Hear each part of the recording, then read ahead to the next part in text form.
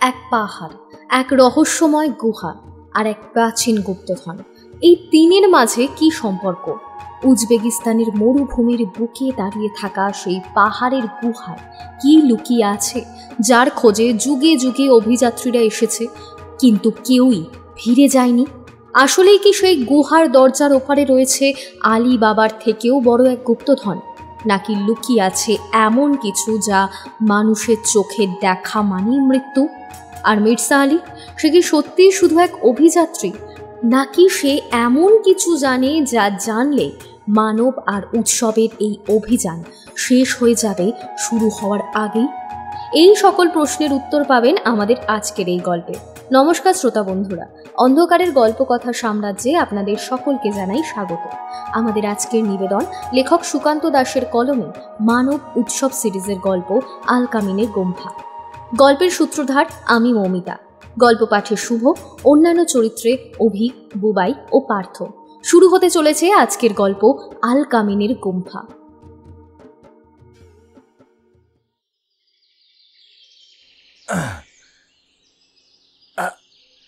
লোকটা পাহাড়ের ঢাল বেয়ে ওপরের দিকে উঠে যাচ্ছিল।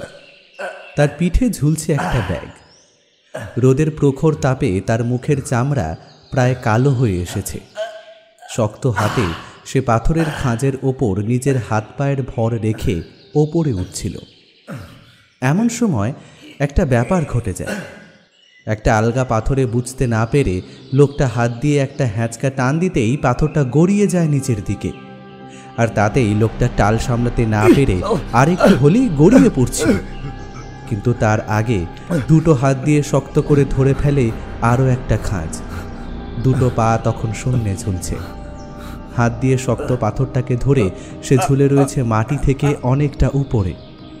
নিচের দিকে তাকালে একদম নিচের ভূমি খুব ভালোভাবে এখান থেকে দেখা যায় না। একে তো রোদ, আর তার ওপর যে পাহাড়ে ঢাল বেয়ে লোকটা উপরে উঠে এসেছে, পাহাড়টা পুরোপুরি খাড়াও নয়, একটু ঢালু। আর সেই ঢালুর কারণে এখানে ওখানে পাহাড়ের খাঁজে খোঁচা খোঁচা অংশগুলো বেরিয়ে আছে। যদি নিচে গড়িয়ে পড়ার সময় ও কোনোভাবে খাঁজে আটকে যায়, তাহলে ওই বেরিয়ে থাকা খাঁজের অংশগুলোতেই মৃত্যু অনিবার্য। লোকটা বেশ কিছুক্ষণ ঝুলেই রইল।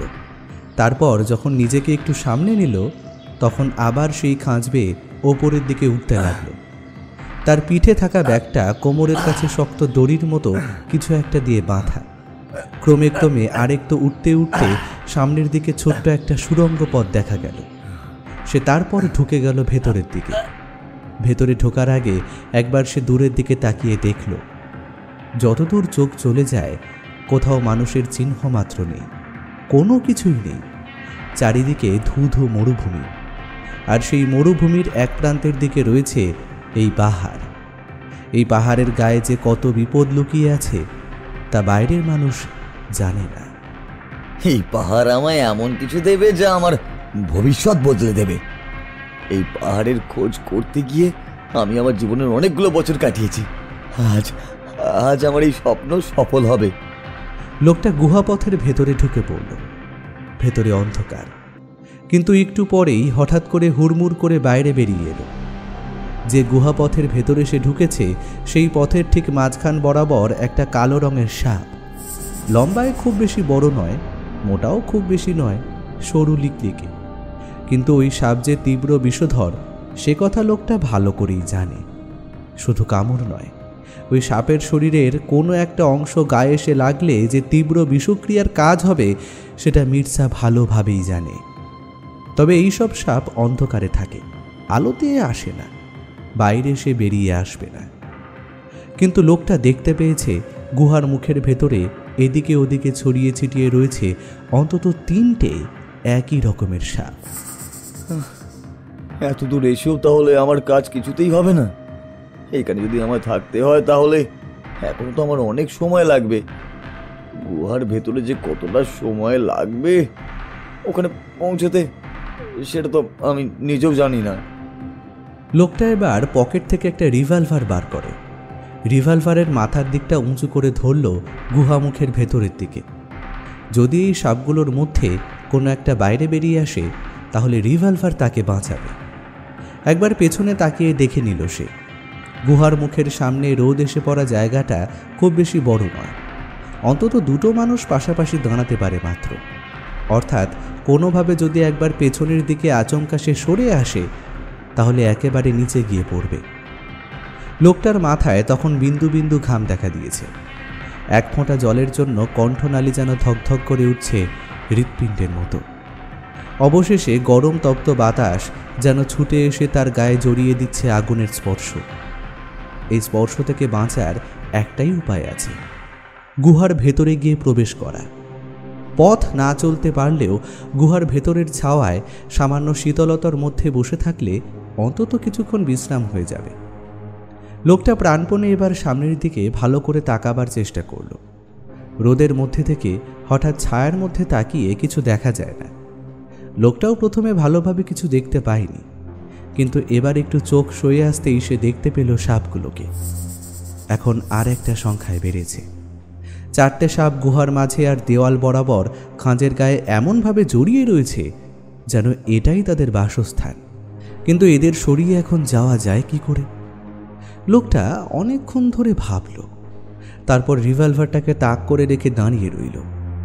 কিন্তু ততক্ষণে ক্লান্তি আর রোদ তার শরীরকে বিধ্বস্ত করে দিয়েছিল, তাই আর বেশিক্ষণ অপেক্ষা করতে সে পারল না। একটা পা সামনের দিকে এগোতে যাবে, ঠিক তখনই গুহামুখের একদম কাছে এসে পড়ল একটা সাপ। লোকটার পা পিছলে গিয়েছিল ক্লান্তিতে, তাই তার গোটা শরীরে কেমন যেন একটা কম্পন দেখা দিচ্ছে। আর একটু হলেই তার একটা পা গিয়ে পড়ছিল সামনে থাকা সেই সাপটার লেজের ওপর। পর মুহূর্তেই সে নিজেকে সামলে নিল, আর সামলাতে গিয়েই তার শরীরটা হেলে গেল একপাশে। সাপটা বোধহয় বুঝতে পেরেছিল বাইরের দিকে কিছু একটা রয়েছে, তাই সে একদম গুহামুখের কাছে এসে পড়েছিল।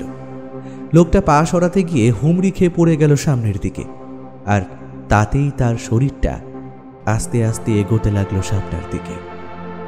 যদিও সামান্য সেকেন্ডের ব্যাপার, তবুও লোকটার যেন মনে হলো তার শরীরটা আস্তে আস্তে এগিয়ে যাচ্ছে ওই সাপটার দিকে। বোধহয় সাপটা ব্যাপারটা বুঝতে পেরেছিল। সেও আক্রোশে নিজের শরীরটা রুক্ষ মেঝে থেকে তুলে ধরল ওপরের দিকে। কিছু একটা এসে পড়লেই বিষাক্ত ছোবলে ঝাঁঝরা করে দেবে সবকিছু। কিন্তু তার আগেই লোকটার হাতের বন্দুকটা গর্জে উঠল, একেবারে অব্যর্থ লক্ষ্য। সাপটার মাথা লক্ষ্য করে গুলিটা ছিটকে যেতেই তার মাথাটা যেন এক মুহূর্তে থেঁতলে গেল। শরীরের ওপরের অংশ থেকে মাথাটা একেবারে ছিটকে গিয়ে পড়ল দেওয়ালের গায়ে। তখন সেটাকে সাপের মাথা বলে চেনা যায় না। একটা রক্ত আর তার সঙ্গে অদ্ভুত তরল ছড়িয়ে গেল ভেতরে। লোকটাও হুড়মুড়িয়ে পড়ল সামনের দিকে। সেই রক্ত আর তরলের খানিকটা ছিটকে এলো তার কপাল বরাবর। কপালের কাছে লাগতেই একটা তীব্র আর্তনাদ করে উঠল। এ হলো বিষাক্ত সাপ। এর শরীরের যে কোনো তরল কিংবা রক্ত পর্যন্ত এতটাই তীব্র বিষাক্ত যে সেটা যে কোনো অংশে লাগলে অ্যাসিডের মতনই কাজ করে। লোকটা দুহাতে নিজের কপালের মাঝখানটা চেপে ধরে গোঙাতে শুরু করল। রিভলভারটা তখন তার হাতেই ধরা, আর সেভাবেই সে একটু গড়াতে গড়াতে এগিয়ে গেল বাইরের ঢালের দিকে নিজের অজান্তে। তারপরে একটা কান ফাটানো চিৎকার, আর সেই গুহামুখের ঢালের কাছ থেকে লোকটা নেমে গেল অন্যদিকে।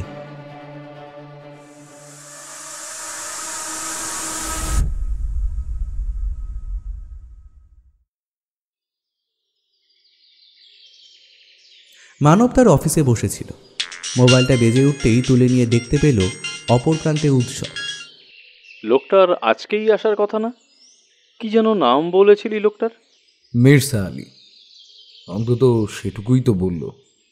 কিন্তু লোকটার তো বিকেলের দিকে আসার কথা। তুই এখন কোথায়?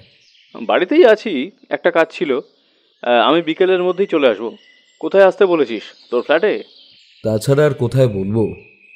তুই তো জানিস অফিসে আসতে আমার একদম ভালো লাগে না, নেহাত বাবার জন্য।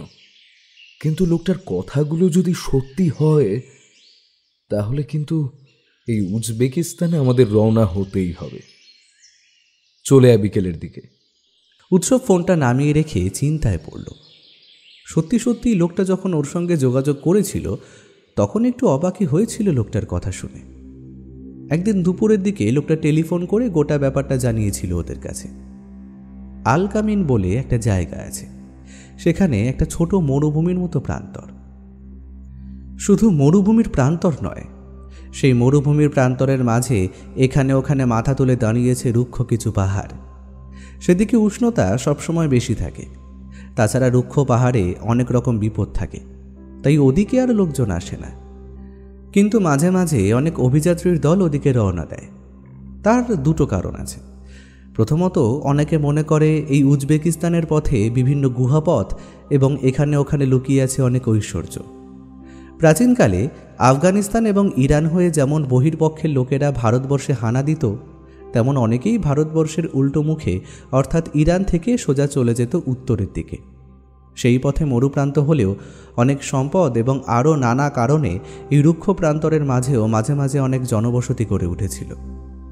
আলকামিনের এই রুক্ষ মরুভূমি প্রান্তর এবং পাহাড়ের মাঝে এখনও অনেক পাহাড়ের মধ্যে লুকিয়ে আছে প্রাচীন কিছু সম্পত্তি। সেই সম্পত্তি যে আসলে কি, সেটা সরাসরিভাবে কেউ জানে না।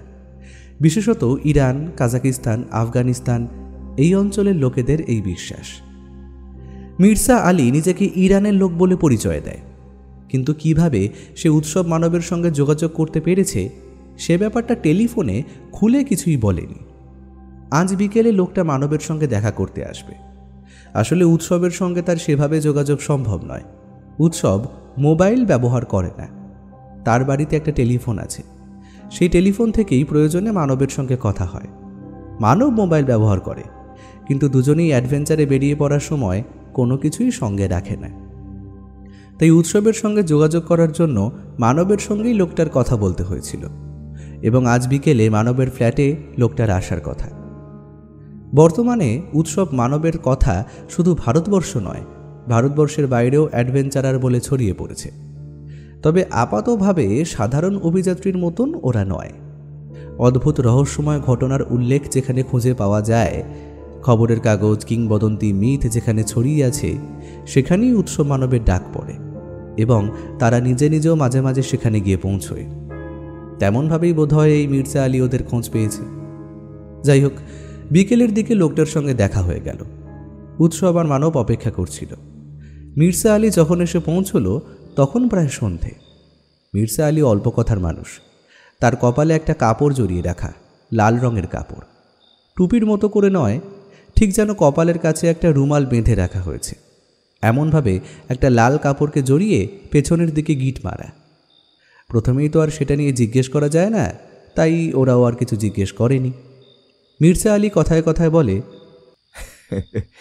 দেখো, আমি জানি তোমাদের অনেক কৌতূহল হচ্ছে। তুমি বললাম কারণ তোমরা আমার থেকে বয়সে অনেকটাই ছোট। তোমাদের কথা আমি কিভাবে জানতে পেরেছি সেটা নিয়েও বলি। তোমরা এর আগে অনেক জায়গাতেই গেছো, তোমাদের অনেক কথাই আমি শুনেছি। আমি একটি বিশেষ কাজে এখানে এসেছি। তোমাদের তো টেলিফোনে গল্প করে বলেওছি, উজবেকিস্তানের কাছে আলকামিন নামের একটা জায়গা আছে। সেখানে একটা ছোট মরুভূমির মতো প্রান্তরও রয়েছে। আসলে জায়গাটা পাহাড়ি এলাকা, কিন্তু সেখানে পাহাড় আর মরুভূমি দুটোই একসঙ্গে রয়েছে। সেখানে একটা পাহাড় আছে, সেই পাহাড়ের মাথায় এক গুহার মুখের ভেতরের দিকে রয়েছে এক পথ। সেই পথ শেষ করে গুহার মুখের ভিতরে পাহাড়ের একটা বিশেষ অংশে পৌঁছাতে পারলে খুলে যাবে একটা দরজা। তোমরা নিশ্চয়ই আলিবাবার গল্প শুনেছ। আলকামিনের ওই পাহাড়ের গুহার মুখের মধ্যে আছে আলিবাবার চেয়েও বেশি সম্পদ। আলিবাবার গল্প? সে তো আরবে, কিন্তু আরবের সেই আলিবাবার গল্পের সাথে উজবেকিস্তানের সম্পর্ক কি? আলিবাবার গল্প উজবেকিস্তানে, সে কথা আমি একবারও বলছি না। আমি ইরানের বাসিন্দা হলেও অনেক জায়গা ঘুরেছি, বিশেষত মরুভূমি, পাহাড়, এই সমস্ত জায়গায় ঘোরা ছোটবেলা থেকেই আমার নেশা। সেসব কথা এখন বলার প্রয়োজন নেই। যে কথা বলা, ওই পাহাড়ে আমি দুবার ওঠার চেষ্টা করেছি। প্রথমবার নানা কারণে সেই গুহার মুখটা আমি খুঁজে পাইনি, কিন্তু দ্বিতীয়বার সেটা খুঁজে পেলেও আমি পাহাড় থেকে নিচে পড়ে যাই। কথাটা বলে মির্জা আলী উঠে দাঁড়ালো। লক্ষ্য করেছিল লোকটা সামান্য খুঁড়িয়ে খুঁড়িয়ে হাঁটে।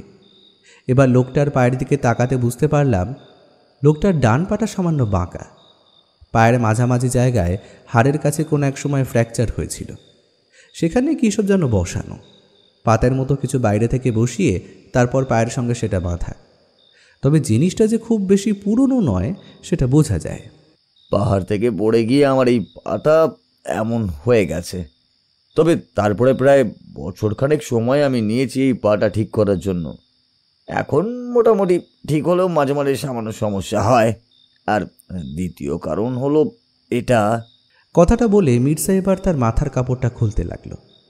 পেছন থেকে একটা গিট খুলে কাপড়টা সরিয়ে ফেলতেই কপালের ঠিক মাঝামাঝি জায়গায় একটা দগদগে ঘায়ের মতো কি যেন দেখা গেল। যদিও সেটা শুকিয়ে গেছে, তবু কপালের ঠিক মাঝখান বরাবর এমন একটা জায়গায় মুখটা বড় অদ্ভুত লাগছে। ওরা বুঝতে পারলো এই কারণেই কাপড়টা জড়িয়ে রাখা। এইবার উৎসব মানব বুঝতে পারলো এই লাল কাপড়টা অদ্ভুতভাবে তার মাথায় জড়িয়ে রাখার জন্য ঘরে ঢোকার সময় মির্জার টুপি মাথায় ছিল। মির্জা সেটা এসে খুলে রেখেছিল। উৎসব বলল, এটা কি করে হলো? যাক, অনেক বড় গল্প, সেসব বলার মতন এখন আর সময় আমার কাছে নেই। একটা বিশেষ কারণেই খুব তাড়াতাড়ি তোমাদের সঙ্গে যোগাযোগ করে আমি এখানে এসে বললাম। তোমরা কি আমার সঙ্গে যাবে? সেই পাহাড়টা খুঁজে বার করে সেই পাহাড়ের ওই গুহার মধ্যে আমি ঢুকবো। জীবনের অনেকগুলো বছরই ওই আলকামিনের গুহা খুঁজে বার করার জন্য আমি কাটিয়েছি। এখন আমার জীবনে মাত্র কয়েকটা মাসই আর বাকি রয়েছে। কথাটা বলতে বলতে মির্জা বসে পড়ল। তার কপালে দগদগে ঘাটার দিকে তাকিয়ে রইল উৎসব। দেখে বোঝা যায় কোনো বিষক্রিয়া কিংবা ওই রকম কোনো কারণে কপালে ঠিক ওই জায়গাটায় ঘায়ের মতো হয়েছে। তাছাড়া বাকি মুখের চামড়ায় কিন্তু কোনো রকম কোনো বিকৃতিই নেই। যদি কোনো রোগ হতো তাহলে কপালের ওই জায়গার সঙ্গে সঙ্গে আশেপাশে হতে পারত। উৎসবের একটু খটকা লাগলো। তার মানে আপনি চাইছেন আমরা আপনার সঙ্গে ওই আলকামিনের গুহার সন্ধানে যাই, কিন্তু আপনি যেখানে দুবার গিয়ে ব্যর্থ হয়েছেন সেখানে আপনি আবার যেতে চাইছেন কেন? মির্জা কিছুক্ষণ চুপ করে বসে রইল। ঘরের জানলা দিয়ে কলকাতা শহরের বড় বড় কয়েকটা আবাসস্থল দেখা যায়। সেদিকে তাকিয়ে থাকতে থাকতে মির্জা বলল, আমার জীবনে আর বেশি দিন বাকি নেই। ক্যান্সার ধরা পড়েছে আমার, লাস্ট স্টেজ। আসলে জীবনে বিভিন্ন জায়গায় ঘুরতে ঘুরতে খাওয়া থেকে শুরু করে এমন অনেক কিছু সংস্পর্শে আমায় আসতে হয়েছে যেগুলো ক্ষতিকর। বিভিন্ন কীট পতঙ্গ, সাপ থেকে শুরু করে অনেক সময় ভুল কিছু জিনিসপত্রও খেয়েছি। কিভাবে ক্যান্সার শরীরে বাসা বাঁধলো তা জানি না। জীবনে কখনো কোনো নেশাই আমি করিনি, কিন্তু যা হয়েছে সেটাকে তো আর ফেরানো যাবে না। আমেরিকাতেও গিয়েছিলাম আমি, সেখানেই বেশ কিছুদিন ধরে ট্রিটমেন্ট করি আমি আমার পায়ের, এবং এই ক্যান্সারের সঙ্গে একসাথে লড়াই করেছি। এখন খানিকটা সুস্থ থাকলেও বেশি সময় আর আমার হাতে নেই। তোমরা আমায় ফিরিয়ে দিও না। তোমরা চলো আমার সাথে ওই আলকামিনের গুহার মুখ পর্যন্ত। সেখানে না পৌঁছানো পর্যন্ত আমি মরেও শান্তি পাবো না, বুঝলে? উৎসব এতক্ষণ চুপ করেছিল। এবার লোকটার কথা শুনে বলল, কিন্তু যেখানে আপনি নিজে পৌঁছতে পারেননি সেখানে আমাদের সঙ্গে গিয়ে কি আপনি সত্যি সত্যি পৌঁছতে পারবেন? পথ আমার চেনা আছে। ওই গুহা মুখ পর্যন্ত আমি পৌঁছেছিলাম, তাই সেই সমস্ত ব্যাপারটা আমি দেখতে পারবো। কিন্তু তারপর থেকে ওই গুহার মুখের মধ্যে একা একা আমার পক্ষে যাওয়ার সম্ভব নয়।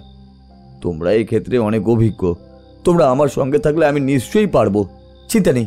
ওই আলকামিনের গুহার সন্ধান যদি পাই আর সেখানে যদি সেই গুপ্ত সম্পদ খুঁজে পাওয়া যায়, তাহলে তোমাদের কাউকেই আমি বঞ্চিত হতে দেব না গো। আপনি এখন তো এখানেই থাকবেন, তাহলে আমাদের একটু সময় লাগবে। আসলে বুঝতেই পারছেন, কলকাতাতে আমার কেউই নেই। তবে চিন্তা করো না, এই রইল নাম্বার। তোমরা তৈরি হয়ে এতে আমায় যোগাযোগ করলেই হবে। তবে আমি আশা রাখবো তোমরা আমার সঙ্গে যাবে। এত পর্যন্ত বলে মির্জা ঘর থেকে বেরিয়ে গেল। মির্জা চলে যেতে মানব বলল, কিন্তু উজবেকিস্তানে আলকামিনের গুহার গল্প, এমন গল্প তো আমি শুনিনি। বিভিন্ন দেশে তাদের নিজস্ব কিছু উপকথা থাকে। আমরা বেশ কিছু দেশের উপকথা জানলেও সমস্ত উপকথার কথা যে জানবো তার তো কোনো সম্ভাবনা নেই। তাছাড়া উপকথার সঙ্গে সঙ্গে আরও কিছু মিথ কিংবা স্থানীয় গল্প চালু থাকে।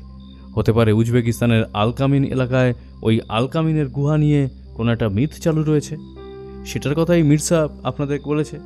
আর যদি লোকটা দুবার প্রাণের ঝুঁকি নিয়ে সেই পর্যন্ত গিয়ে পৌঁছায় এবং ওই কপালের ক্ষতটার জন্য এমনই কোনো একটা জায়গা দায়ী থাকে, তাহলে লোকটা ওখানে যাওয়ার জন্য বদ্ধপরিকর। কিন্তু একা বোধহয় ভরসা পাচ্ছে না, তাই আমাদের সাহায্য চাইছে। সত্যি বলতে অনেক দিন হয়ে গেল আমরা তেমন কোথাও যাইনি। যদি এর সঙ্গে ওখানে যাওয়া হয় তাতে আলিবাবার গুপ্তধন পাওয়া যাক আর না যাক, একটা অ্যাডভেঞ্চার তো হবেই। তাছাড়া মির্জার কথা শুনে মনে হলো না যে পথটা খুব একটা সুবিধার হবে। এরপর 2 দিন কেটে গেল। তৃতীয় দিনে মানব নিজেই যোগাযোগ করল মির্জার সঙ্গে। তারা তৈরি। মির্জা জানিয়ে দিল ঠিক কিভাবে যেতে হবে। প্রথমে নেপাল হয়ে আফগানিস্তান, তারপর সেখান থেকে 2টো কাটা পথে ওরা গিয়ে পৌঁছলো উজবেকিস্তান। গোটা পথে ওদের প্রায় দিন 2 মতো সময় লেগে গেল। এর মধ্যে স্থলপথ এবং আকাশপথ 2 মিলিয়ে ওরা পাড়ি দিয়েছিল। নেপাল থেকে ওদের সঙ্গ দিয়েছিল মির্জা। ওরা বুঝতে পারছিল এই পথ তার কাছে চেনা। কিন্তু ইরানের একজন মানুষ নেপাল থেকে এই পথটা এত ভালোভাবে চিনল কী করে? সেটা নিয়ে ওদের মধ্যে একটু সংশয় থাকলেও পরে কিন্তু তেমন কিছুই আর মনে হলো না। উজবেকিস্তান এবং সেখান থেকে আলকামিন জায়গাটা পর্যন্ত ওরা বেশ ভালোভাবে এসে পৌঁছল। কিন্তু এই আলকামিন থেকেই শুরু হয়েছে আসল যাত্রা।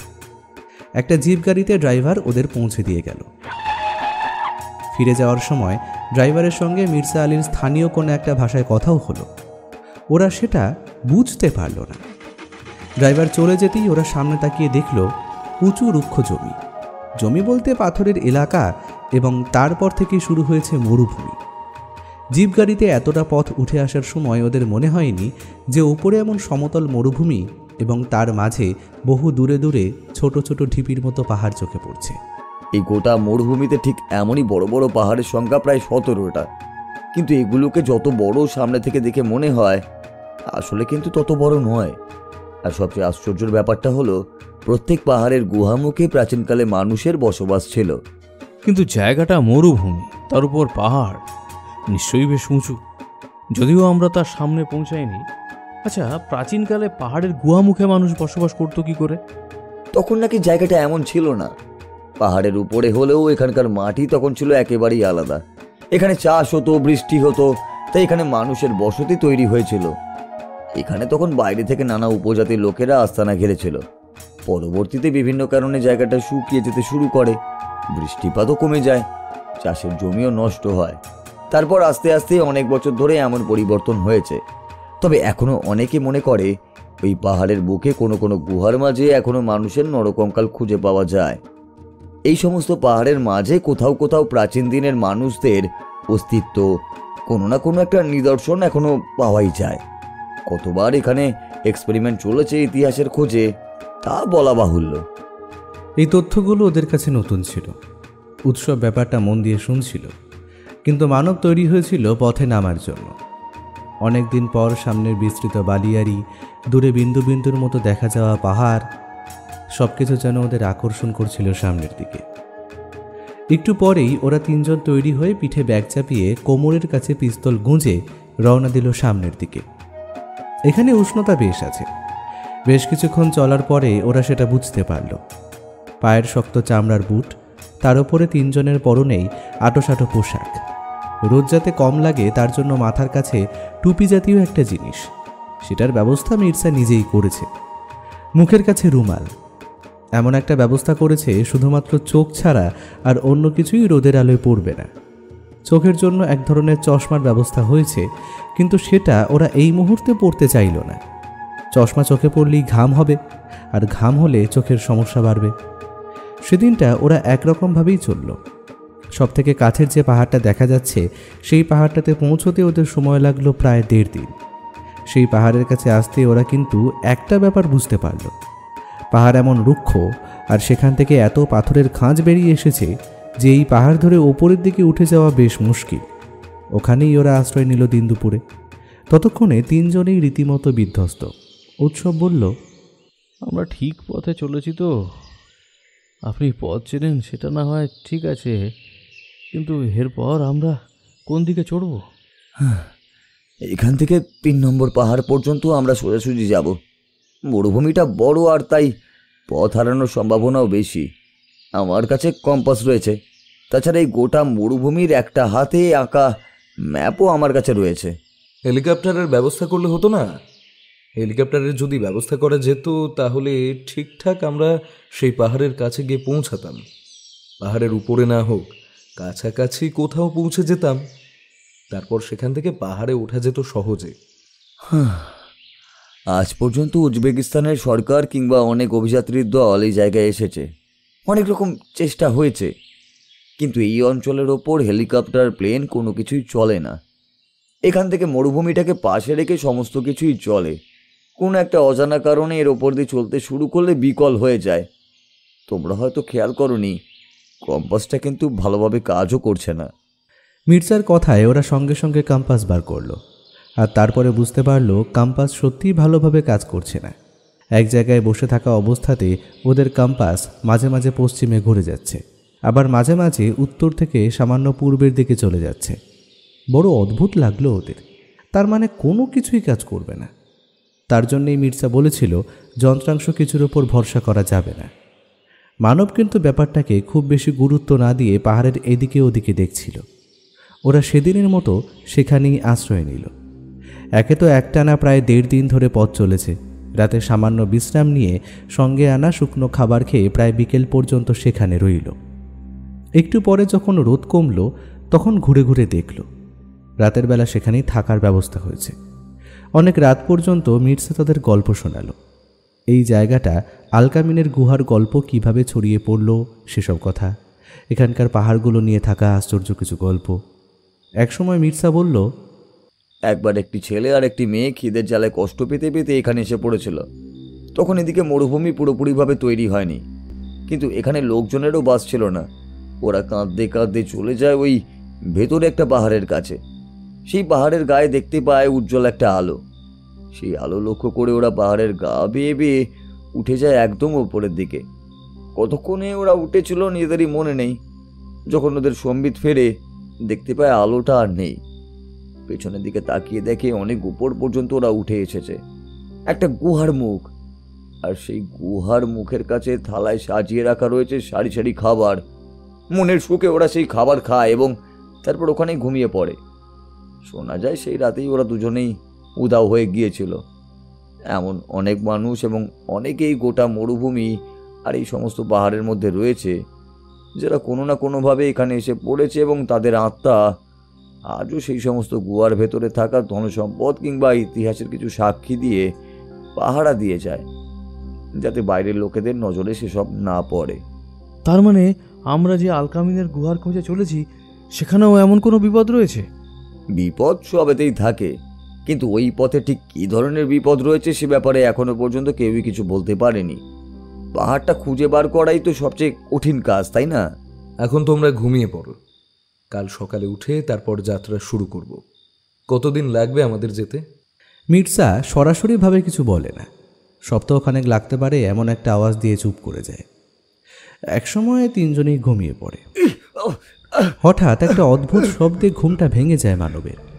আর ওঠার সঙ্গে সঙ্গেই যে দৃশ্যটা সে দেখতে পায় তাতে তার গায়ের রক্ত যেন মুহূর্তের মধ্যে জল হয়ে যায়। উৎসব শুয়ে আছে তার থেকে একটু দূরে, মানব মাঝামাঝি একদম সামনের দিকে শুয়েছিল মির্জা। আকাশে চাঁদের আলো রয়েছে। সেই চাঁদের আলোয় সবকিছু স্পষ্টভাবে না হলেও মোটামুটি দেখা যায়।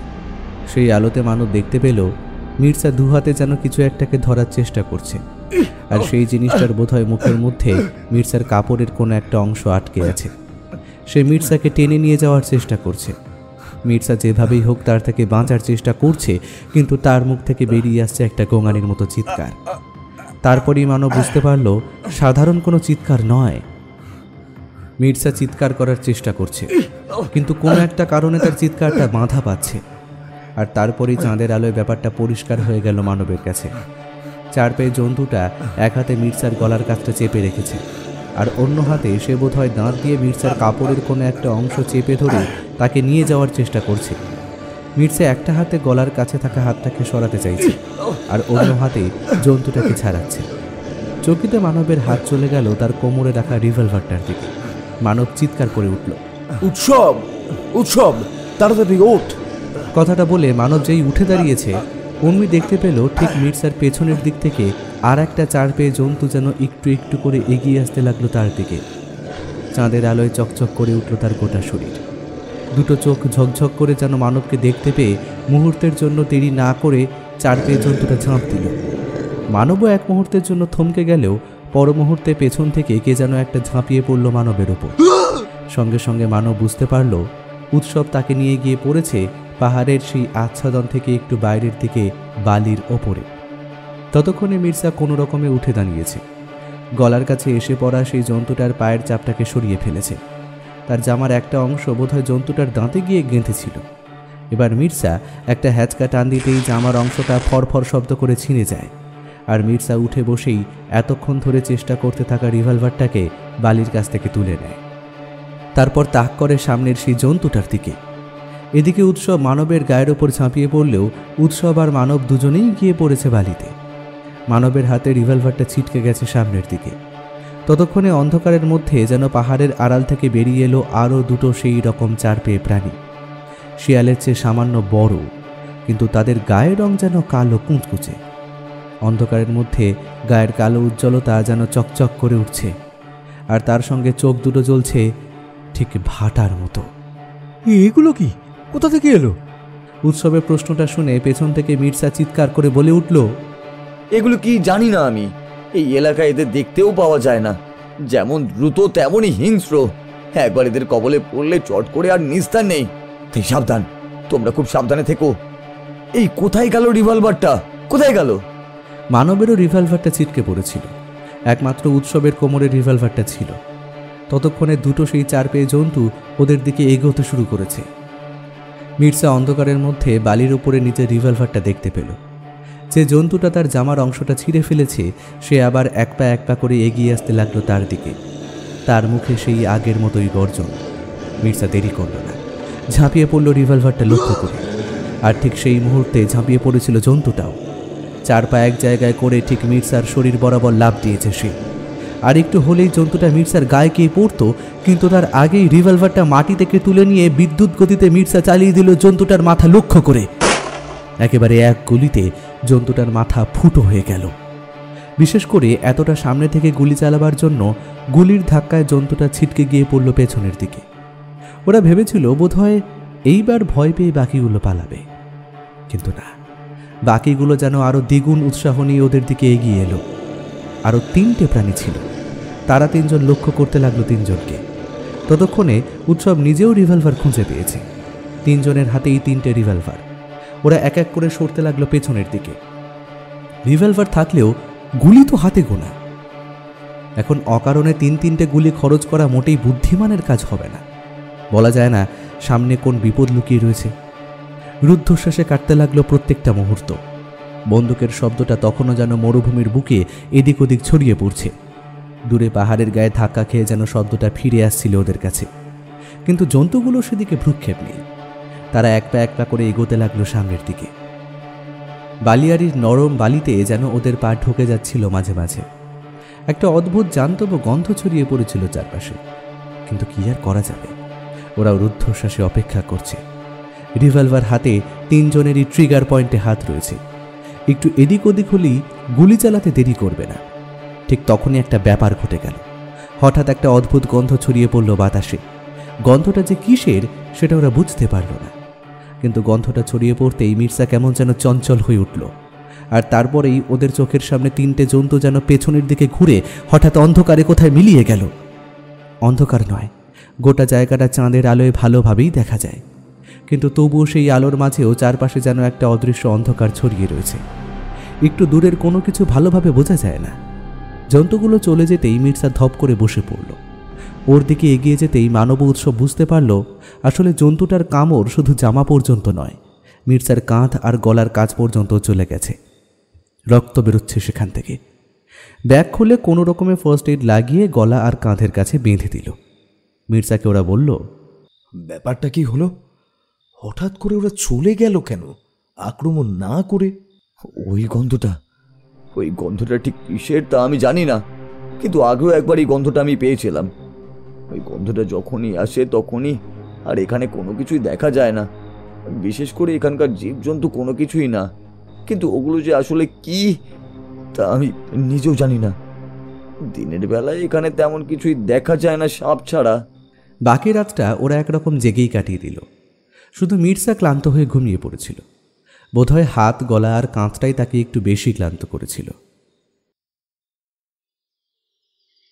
পরদিন সকালে যাত্রা শুরু করে ওরা এলো আরেকটা পাহাড়ের কাছে। এভাবে চলতে চলতে প্রায় 4 দিনের মাথায় তৃতীয় পাহাড় পেরিয়ে ওরা বাঁক নিল সামান্য উত্তর পশ্চিম দিক ঘেঁষে। মির্জাই ওদের পথ দেখিয়ে নিয়ে চলেছিল। সেদিন রাতে সেই 4 পেয়ে জন্তুগুলোর পরে আর তেমন কোনো বিপদের সম্মুখীন ওরা হয়নি। তবে এর মাঝে একদিন মানবের পায়ে কি একটা লেগেছিল। পায়ে লাগার সম্ভাবনা নেই, কিন্তু কিভাবে যেন একটা ছোট লালচে রঙের পোকা ওর জামার ভেতরে প্রবেশ করেছিল, ঠিক হাঁটুর কাছাকাছি জায়গাটায়। প্রচণ্ড যন্ত্রণা হতে দুপুরে রোদের তপ্ত বালির মধ্যেই মানব বসে পড়েছিল। প্রাণপণে তার জড়িয়ে রাখা জামার নিচের অংশ থেকে প্যান্টটাকে আলাদা করে ফেলেছিল। তারপর হাঁটুর কাছ থেকে যখন তুলেছিল, দেখা গেল ঠিক জোকের মতো লাল রঙের পোকাটা কেমন যেন মোটা হয়ে গেছে। বোধহয় এতক্ষণ ধরে রক্ত খেতে খেতে এমন হয়েছে। পোকাটা ধরে একটা হ্যাঁচকা টান দিতেই যাচ্ছিল উৎসব, তার আগেই মির্জা হৈ হৈ করে উঠল। তাড়াতাড়ি এগিয়ে এলো সামনের দিকে। ততক্ষণে মানব বালির উপরে পড়ে যেন ছটফট করছে, ঠিক যেন তার শরীরের কোনো একটা অংশে তীব্র বিষের জ্বালা হতে শুরু করেছে। মানবের এমন অবস্থা দেখে উৎসব কিন্তু বেশ চমকে গেল। মির্জা কি করছে এটা? আরে আপনি কি করছেন? ওটাকে ওর শরীর থেকে সরান। আপনি বুঝতে পারছেন না? তুমি বুঝতে পারছো না আমি কি করতে চাইছি? ওর কতটা রক্ত চুষে নিয়েছে দেখছো না? গোটা শরীরটা কেমন লাল হয়ে গেছে। মানবের মুখ থেকে তখন প্রায় চিৎকার বেরিয়ে আসছে একটু একটু করে। আমার পা জ্বলে যাচ্ছে, মনে হচ্ছে পায়ের ভেতর ভীষণ যন্ত্রণা হচ্ছে। উৎসব সামনে এসে বসে পড়ল। মির্জা ছুরিটা দিয়ে খুব ধীরভাবে আস্তে আস্তে যেন পোকাটার শরীরটাকে আলাদা করতে লাগলো মানবের পা থেকে। আর সেই দিকে তাকিয়ে উৎসবের চক্ষু স্থির হয়ে গেল। মানবের পায়ের চামড়া, এমনকি উপরের দিকের খানিকটা অংশ যেন উঠে এসেছে সেই পোকাটার সঙ্গে। লাল টকটকে রক্তের সাথে চামড়া লাগা খানিকটা পাতলা মাংসের স্তর যেন পোকাটা একটু একটু করে খেতে শুরু করেছিল। ভয়ে উৎসব যেন কেমন একটা হয়ে গেল। সহজে সে ভয় পায় না, কিন্তু এমন একটা আশ্চর্য পোকা সে জীবনে কখনো দেখেনি। মির্জা বলল, এই অঞ্চলে এমন অনেক অদ্ভুত কিছু দেখা যায় যেগুলো অন্য কোথাও দেখা যায় না, বুঝলে? আমি এখানকার সব কিছু হাতের তালুর মতোই জানি, কিন্তু তবু জিনিসটা ঘটলো। মানবের পা থেকে উঠে আসা মাংসর জায়গাটায় যেন কি একটা লাগিয়ে দিল মির্জা। তাতে প্রথমটায় যন্ত্রণা হলেও একটু পরেই মানব যেন খানিক স্বস্তি পেল। পায়ের সেখানে কাপড় জড়িয়ে রাখল। এতক্ষণে উৎসব মানব বুঝতে পারল কেন আসার সময় মির্জা বারবার বলেছিল বেশি করে ব্যান্ডেজের কাপড় এবং কিছু ওষুধপত্র নিয়ে নেওয়া দরকার। লাগানোর জন্য মলম এবং ব্যথা কমানোর জন্য ওষুধ বেশি করেই নিয়েছিল মির্জা। বোধহয় সে জানতো এমন কিছু একটা হবে। ওরা আবার চলতে লাগলো। আর সেদিনই দুপুরের দিকে গলায় ঝুলিয়ে রাখা ছোট দূরবীনটা চোখের কাছে লাগাতে একটা আনন্দের হাসি দেখা দিল মির্জার মুখে।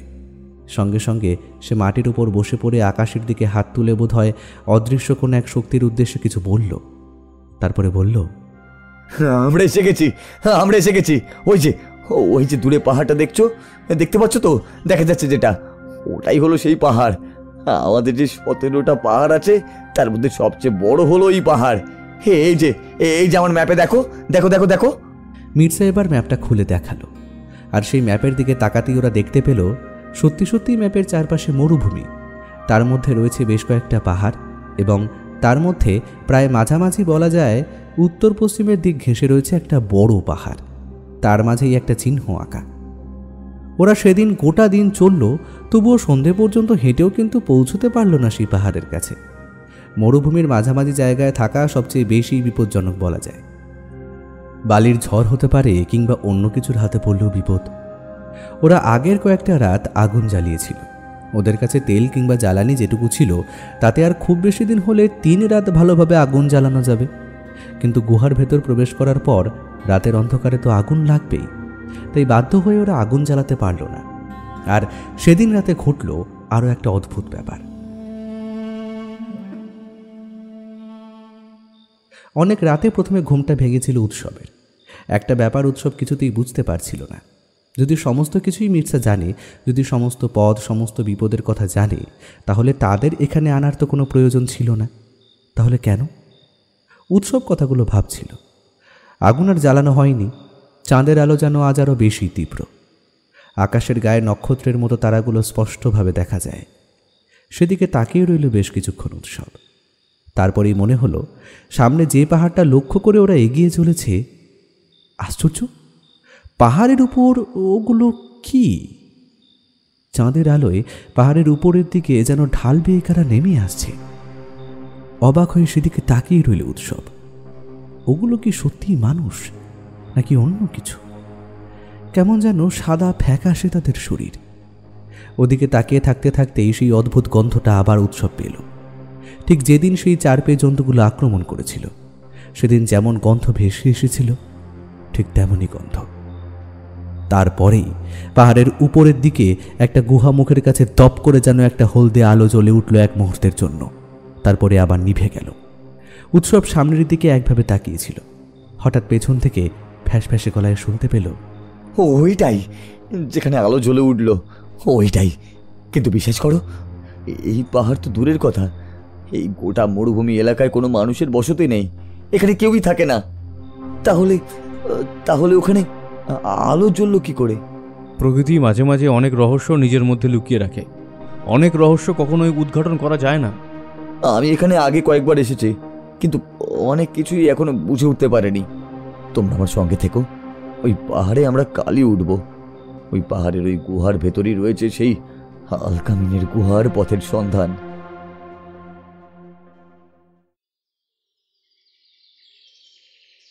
পরদিন সকালে ওরা পাহাড়ে উঠল। এর আগেও বিভিন্ন প্রতিকূল পরিস্থিতির মধ্যে পড়ে উৎসব ও মানব অনেক কিছু শিখেছে।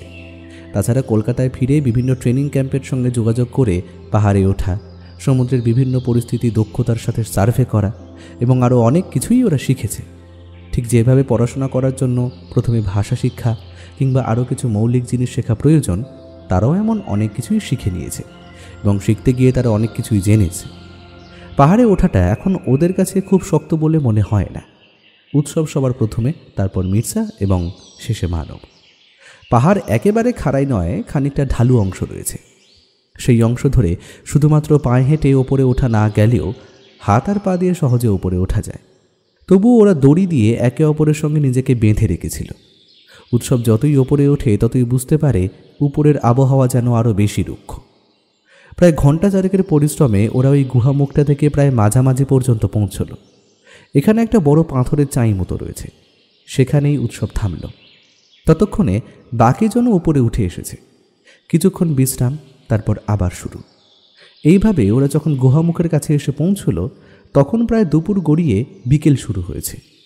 মানব অবাক হয়ে গেল। এখান থেকে সামনের দিকে সমস্ত কিছুই দেখা যায়। ওই তো, যে রাস্তাটা থেকে আমরা এই পর্যন্ত এসেছিলাম, সেই রাস্তা বোধহয় এখান থেকে দেখা যাচ্ছে, সরু সুতোর মতো। এখনো কিন্তু কিছুই হয়নি, আমরা সবেমাত্র গুহার মুখের কাছ পর্যন্ত এসে পৌঁছেছি। এখান থেকে আরও অনেকটা চলতে হবে। কিন্তু এর ভেতরের বিপদের জন্য তো আমাদের তৈরি থাকতে হবে, তাই না মির্জা? ভেতরে কেমন বিপদ থাকতে পারে? মির্জা স্থির চোখে তাকিয়ে রইল গুহামুখের দিকে। এখন আকাশে রোদের আলো রয়েছে, কিন্তু তবুও গুহামুখের ভেতরটা কেমন যেন অন্ধকার। একটা অদ্ভুত গন্ধ বাতাসে চারপাশে ছড়িয়ে রয়েছে। রুক্ষ মরুভূমি প্রান্তরের মাঝে বোধহয় এমন গন্ধই পাওয়া যায়। ওদের যেন মনে হতে লাগলো ওই গুহামুখের ভেতরে অধীর আগ্রহে কোনো কিছু অপেক্ষা করছে ওদের জন্য। এবার মানব এগিয়ে গেল সামনের দিকে, মাঝখানে মির্জা এবং শেষে উৎসব। মানবের হাতে উদ্যত রিভলভার। মির্জা কেমন যেন চুপ হয়ে গেছে। উৎসব হাঁটতে হাঁটতে চারপাশটা ঘুরে দেখছে। গুহামুখটা কিন্তু বেশ বড়, উচ্চতায় 2 মানুষ সমান এবং চওড়াতে পাশাপাশি 3টে মানুষ হাত ছড়িয়ে চলতে পারে। গুহার ভেতরটা কেমন যেন ঠান্ডা। বাইরে ওদের এতক্ষণ গরম লাগছিল, গুহামুখের ভেতরে কেমন যেন ঠান্ডা বলে মনে হতে লাগলো। যত ভেতরে ওরা প্রবেশ করছিল ততই বুঝতে পারছিল আসলে পথটা কেমন যেন পাকদণ্ডের মতো এগিয়ে চলেছে। ওরা গোল গোল করে বারবার ঘুরতে ঘুরতে এগিয়ে চলেছে সামনের দিকে। পথটা কোথাও নামছে, কোথাও উঠছে, ঠিক কোন দিকে ওরা চলছে বোঝা যায় না। মির্জা বারবার সেই আধারের মধ্যে কিসের একটা আলো জ্বালছে। ব্যাটারি চালিত কোনো একটা টর্চের মতো কিছু একটা হবে, আকারে ছোট কিন্তু বেশ তীক্ষ্ণ। সেটা জেলে হাতে রাখা একটা কাগজে কি যেন দেখছে। একবার উৎসব দেখেছিল, ভাষাটা অচেনা, অ্যারাবিক কিংবা ওই ধরনের কোনো ভাষা হবে। ভাষাটা অদ্ভুত, আর তার উপরে আঙুল রেখে কিছু একটা বোঝার চেষ্টা করছে মির্জা। উৎসবের অন্য কিছু মনে হচ্ছিল। উৎসবের যেন মনে হচ্ছিল কিছু একটা অধীর আগ্রহে অপেক্ষা করছে গুহার ভেতরে। ক্রমে ক্রমে ওরা ভেতরে প্রবেশ করলো আর দেখলো ভেতরে কালো অন্ধকার। বাধ্য হয়ে ওদের মশাল জ্বালতে হলো। একটা মশাল তখন রয়েছে মানবের হাতে। মির্জা ওদের পথ দেখিয়ে নিয়ে চলেছে। ওরা বুঝতে পারছিল এই গুহামুখের ভেতরে থাকলে বিপদ অনেক বাড়তে পারে, কারণ অনেকগুলো এলোমেলো পথ রয়েছে। এক জায়গায় তো 3টে পথ প্রায় একই রকম দেখতে। এই 3টে পথের মধ্যে একটা পথ বেছে নিয়েছিল মির্জা, কিন্তু ওদের একটু একটু করে কৌতূহল বাড়ছিল, এত কিছু জানে কি করে মির্জা। ঘুরে ঘুরে ওরা 3জনে কেমন ক্লান্ত হয়ে এলো, বিশ্রামের জন্য অপেক্ষা করছে। এমন সময় গুহার ভেতরের দিক থেকে কি একটা যেন হুড়মুড় করে এগিয়ে আসতে লাগলো। চমকে উঠল ওরা। গোটা গুহাটা যেন কাঁপছে।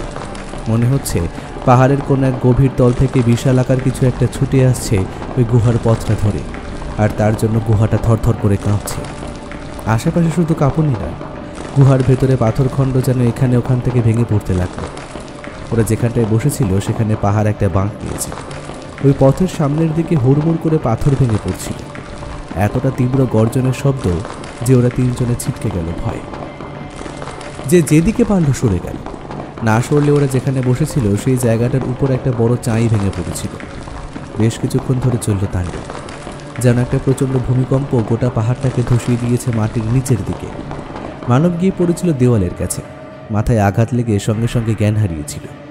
উৎসবের একটা পায়ের উপর আরেকটু হলে পাথরে চাঁই গিয়ে পড়ত, তার আগেই সে কোনো রকমে গড়িয়ে দিয়েছিল নিজের শরীরটাকে। মির্জা কিন্তু কোনো দিকে পালায়নি।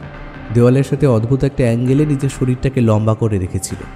পাথর তাকে স্পর্শ পর্যন্ত করতে পারেনি। তাই যখন কম্পন থেমে গেল তখন একমাত্র মির্জা সবার প্রথমে চিৎকার করে ডাকল ওদের। কারোর কোনো সাড়া নেই। মির্জা আরো ভয় পেয়ে গেল। কারোর কোনো বিপদ হলো না তো? উৎসব, মানব, এই তোমরা কোথায় গেলে? 3টে গুহামুখের কাছে দাঁড়িয়ে মির্জা অবাক হয়ে ভাবল, যদি কোনোভাবে ওরা এই দুটো গুহামুখের মধ্যে কোথাও ঢুকে পড়ে তাহলে তো সমস্যা হবে। মির্জা জানে এই গুহাপথগুলোর মধ্যে লুকিয়ে আছে আদিম কিছু হিংস্র প্রাণী। উৎসবের আঘাত লাগেনি, সে কোনো রকমে বাঁচতে গিয়ে বেকায়দায় পড়েছিল।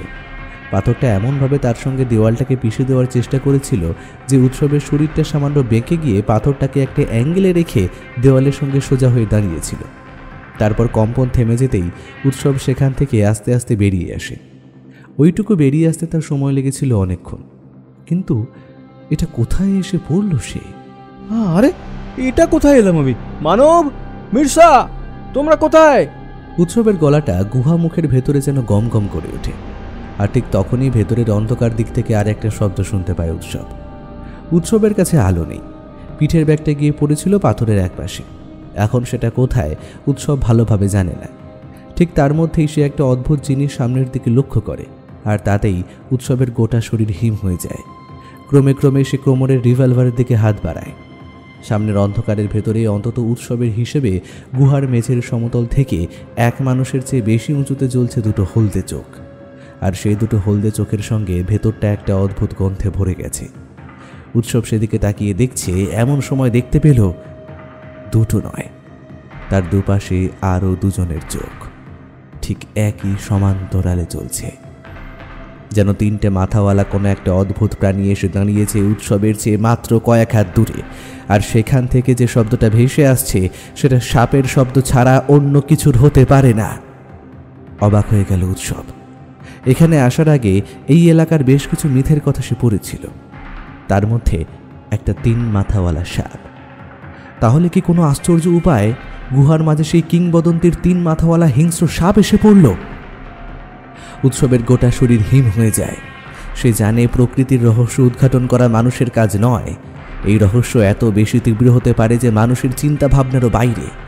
কিন্তু তাই বলে কিংবদন্তির সেই হিংস্র সাপ আজ সাক্ষাৎ এসে পড়েছে তার সামনে। এবার সে বাঁচবে কি করে? উৎসব পাথরের একপাশে সরে এলো। একটা মাত্র আশা। উৎসব অন্ধকারে ভালোভাবে দেখতে না পেলেও বুঝতে পারছিল বড় পাথরটা গুহার মুখটাকে বন্ধ করেনি, ভেতরের দিকে ছিটকে গেছে। অর্থাৎ সাপ আর তার মাঝে এখন রয়েছে এই পাথর। সেই পাথর সরিয়ে তো নিশ্চয়ই কোনোভাবেই সাপটা আসতে পারবে না। সাপের তীব্র নিঃশ্বাসের শব্দে যেন গোটা জায়গাটা কেমন দূষিত গন্ধে ভরে উঠতে লাগলো। উৎসব কোনো রকমে নিজের কোমরে হাত দিল। তারপরই মনে পড়ে গেল, আরে আমার কাছে তো রিভলভার রয়েছে। সঙ্গে সঙ্গে কোমর থেকে রিভলভারটা বার করে আনলো উৎসব। আর তখনই দেখতে পেল এইবার সে পাথরের উপরে যেন 3 জোড়া চোখ জ্বলছে তার দিকে তাকিয়ে। গুহার ভেতরটা নিস্তব্ধ, আর সেই নিস্তব্ধতার মধ্যে শুধুমাত্র সাপের ফুসফুসানি শুনে চলেছে উৎসব, আর কোথাও কিচ্ছু নেই। হাতে রিভলভারটা তুলতে গিয়ে উৎসব বুঝতে পারল তার হাতটা যেন ঠক ঠক করে কাঁপছে। আর ঠিক তখনই গুহার ভেতরে কোথা থেকে যেন একটা তীব্র চিৎকার ভেসে আসলো। মানব জ্ঞান হারিয়ে ফেলেছিল। যখন জ্ঞান ফিরল তখন বুঝতে পারল তার পায়ের কাছে কিছু একটা এসে পড়েছে। প্রথমে মনে করলো উৎসব কিংবা মির্জা কেউ একজন হবে, তাকে তোলার চেষ্টা করছে। কিন্তু তারপরে উঠে বসতে যেতেই অন্ধকারে বুঝতে পারল ওরা কেউ নয়। তার পায়ের কাছে এসে পড়ছে তীক্ষ্ণ নখের মতো কিছু একটা। সঙ্গে সঙ্গে এক ঝটকায় নিজের পাটাকে সরিয়ে ফেলল, আর সরাতে গিয়ে তীক্ষ্ণ নখের আঁচড়ে পায়ের নিচের দিকে খানিকটা জায়গা কেটে গেল তার। বিরক্তি আর যন্ত্রণা মেশানো শব্দটা মানবের মুখ থেকে বেরিয়ে আসলো। মানব ভালো করে দেখল সামনের দিকে। ওখানে ওটা কি? দুটো হলদে রঙের চোখ জ্বলছে বলে মনে হচ্ছে, আর তার সঙ্গে অন্ধকারের মধ্যে ঘরের ভেতরটায় একটা তীব্র গর্জনের মতো শব্দ হচ্ছে, যেন মনে হচ্ছে ঘরের ভেতরে একটা হিংস্র সিংহ গর্জন করে চলেছে। মাঝে মাঝে শক্ত পাথরের মেঝেতে তার পা ঠোকার শব্দ। মানব ভয়ে ভয়ে আতঙ্কে কেমন যেন দিশেহারা হয়ে গেল। সঙ্গে সঙ্গে কোমরের কাছে রিভলভারটার উপস্থিতি অনুভব করে হাতে নিল সেটা। তারপর অন্ধকারে সেই দুটো হলদে চোখ লক্ষ্য করে গুলি চালিয়ে দিল। ব্যাপারটা এত দ্রুত ঘটে গেল যে মানব নিজে কিছুই বুঝে উঠতে পারল না। গুলিটা কিন্তু সোজা গিয়েছিল দুটো হলদে চোখ লক্ষ্য করে, অথচ মানবের মনে হলো কে যেন একটা ছোট লাফ দিয়ে একপাশে সরে গেছে। দেখো, তুমি যে মানুষ না সেটা আমি জানি, কিন্তু মির্জা বলেছিল এই গুহার মধ্যে কোথাও কেউ থাকে না। তাহলে এসব কি করে হচ্ছে? মানবের কথার উত্তরেই যেন সামনে থাকা সেই জিনিসটা আবার শক্ত পাথরের দেওয়ালে নিজের পা ঠুকল। তারপর আস্তে আস্তে করে এগোতে লাগলো মানবের দিকে। মানব রিভলভার তাক করে রয়েছে। আরেকটু সামনে এলেই আরও একবার গুলি ছুড়বে, কিন্তু তার আগেই মানবের আরও একটা ব্যাপার মনে হলো। এই ঘরের ভেতরে একটা নয়, দুটো সিংহের মতো কোনো জন্তু রয়েছে। এতক্ষণ একটা ছিল সামনের দিকে, এবার পেছনের দিকে আরও একটা কিছু অনুভব করতে পারল মানব। পেছনের দিকে রিভলভার ধরা হাতটাকে নিতে যাবে, এমন সময় কাঁধের কাছে একটা তীব্র আঘাতে তার হাত থেকে রিভলভার ছিটকে গেল। মানব বিপদ বুঝতে পেরে তীব্রভাবে একটা চিৎকার করে উঠল, উৎসব, মির্জা, বাঁচাও আমায়। মির্জা কিন্তু অপেক্ষা করছিল সঠিক সময়ের জন্য। সে জানত আসলে চোখের সামনে ওরা যা এখন দেখতে পাবে তার সবকিছু সত্যি নয়। এই গুহার প্রত্যেকটি পাথরের গায়ে লুকিয়ে রয়েছে অদ্ভুত কিছু রহস্য। মানবের চিৎকারটা শুনে সে ছুটে গেলেও ওই গুহাটার দিকে দেখতে পেল মানব মেঝের উপরে শুয়ে রয়েছে, আর দুটো হাত দিয়ে এমনভাবে নিজেকে আড়াল করছে যেন কিছু একটা এসে পড়েছে তার গায়ের উপর। সেটাকে সে সরিয়ে ফেলার চেষ্টা করছে। মানবের হাতে রিভলভারটা তুলে এমনভাবে তাক করার চেষ্টা করেছে যেন সুযোগ পেলেই সে গুলি চালাবে। মানব চিৎকার করছে, তার মুখে চিৎকার ছাড়া আর কিছুই নেই। এমন সময় হঠাৎ করে মানবের হাতের রিভলভার থেকে গুলি ছুটে এলো, আর একটু হলেই গুলিটা গিয়ে লাগছিল মির্জার গায়ে। বিপদটা বুঝতে পেরে কোনো রকমে মাথাটা নিচু করেছিল। তারপরে সে যত দ্রুত সম্ভব ছুটে গেল সামনের দিকে। মানবের কাঁধের কাছটা ধরে তাকে সরিয়ে নিয়ে এলো সেই মেঝের উপর থেকে। উৎসব বুঝতে পারছিল না সেই 3 মাথাওয়ালা সাপটা আসতে চেষ্টা করছে ওর দিকে। পাথর আর গুহার ছাদের উচ্চতার মাঝে যেটুকু গ্যাপ আছে সেখান থেকে সে ঢুকতে চাইছে। উৎসব আর একবার চিৎকার করে বলল, এবার কিন্তু আমি গুলি চালাতে বাধ্য হব। কথাটা বলেই উৎসবের মনে পড়ল তার পেছনের পকেটে একটা লাইটার রয়েছে। তাছাড়া তার পরনের জামার এক পাশটা ছিঁড়ে এসেছে। তারপর লাইটারটা বার করে কোনো রকমে আগুন জ্বালালো। আগুন জ্বালিয়ে সে পোড়া জামার অংশটাকে ভেতরে ছুঁড়ে দিতে যাবে, এমন সময় দেখতে পেল গোটা ঘরের মধ্যে কোথাও কিচ্ছু নেই। পাথরটা আছে বটে, কিন্তু পাথর আর দেওয়ালের ছাদের মাঝখানে সেই 3 মাথাওয়ালা জন্তুটা নেই। গন্ধটা কিন্তু এখনও রয়েছে। এমন সময় পেছন থেকে গলা শোনা গেল মির্জার। তাকে তাড়াতাড়ি গুহার ভেতর থেকে বাইরে যেতে বলল। উৎসব আর দেরি না করে সেটাই করল। তারা 3 জনে আবার গিয়ে বসলো সেখানে যেখানে প্রথমে ছিল। তোমরা দুজনে যা দেখেছো তার সবকিছুই তোমাদের চোখের ভুল কিংবা মনের ভুল হলেও হতে পারে। আসলে এখানে এমন অনেক কিছুই আছে যেগুলোর কারণ আমি নিজেও জানি না। তোমাদের তো বলেছি, কিন্তু এতটা সত্যি যেন মনে হয়েছিল দুটো অদ্ভুত দেখতে সিংহের মতো জন্তু আমায় আক্রমণ করছিল। আমায় মারার চেষ্টা করছিল, তার জন্য গুলি চালাচ্ছিলাম। উৎসব কিন্তু কিছু বলল না। সাপের কথাটা একবারও সে উচ্চারণ করল না। মানবের কথা আর মির্জার ব্যাখ্যা শুনে সে বুঝতে পেরেছে যে ওরা যা কিছু দেখেছে সব কিছু হতে পারে এই গুহার অভ্যন্তরে লুকিয়ে থাকা কোনো এক শক্তির অ্যাভলিউশন। এরপরে আরও 2 দিন ওরা পথ চলল। 3য় দিনে ওরা এসে পড়ল সেই দরজাটার সামনে। পাহাড়ের মধ্যে যে এমন একটা জায়গা আছে সেটা ওরা কিন্তু ভাবতেও পারেনি। মির্জাও এই প্রথমবার দেখল সেই আলীবাবার গুপ্তধনের একদম কাছে বড় একটা লোহার দরজা। কারা কবে বানিয়েছিল তা বোঝা যায় না। দরজার গায়ে খোদাই করে লেখা আছে অনেক কিছু। এছাড়া দরজাটা দেখতে বড় হলেও তার গায়ে কারুকার্য কিন্তু খুবই কম। মাঝে মাঝে এখানে ওখানে খোদল হয়ে রয়েছে।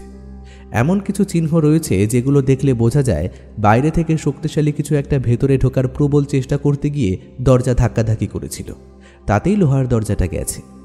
উৎসবের মনে হলো, এত বড় আর লোহার শক্ত দরজায় যে ধাক্কা দিয়েছে সে মানুষ যে হতে পারে না সেটা আলাদা করে আর বলার অপেক্ষা রাখে না। মির্জা এগিয়ে গেল। দরজায় তালা বলে কিছু নেই। একটা জায়গা আছে, সেখানে মির্জা মুখটা নিয়ে গিয়ে কিছু একটা যেন বলতে লাগলো। হঠাৎ উৎসবের মনে পড়ে গেল সত্যিকারের সেই আলীবাবার গুহার গল্পটা। আলীবাবার গুহার সামনে দাঁড়িয়ে চিৎকার করে বলতে হতো, চিচিং ফাঁক। তারপরে সে দরজা খুলত। তাহলে কি আজকে দরজার সামনে দাঁড়িয়ে তেমনই কোনো একটা মন্ত্র উচ্চারণ করতে চলেছে মির্জা? মানবের মনে হলো মির্জা ইরানের লোক, এ সমস্ত এলাকার অনেক খবর সে রাখে, তাহলে নিশ্চয়ই এই দরজা খোলার কোনো একটা মন্ত্র সে জানে। কিন্তু ওটা কি করছে সে? মির্জা ততক্ষণে নিজের কোমর থেকে একটা ছুরি বার করল।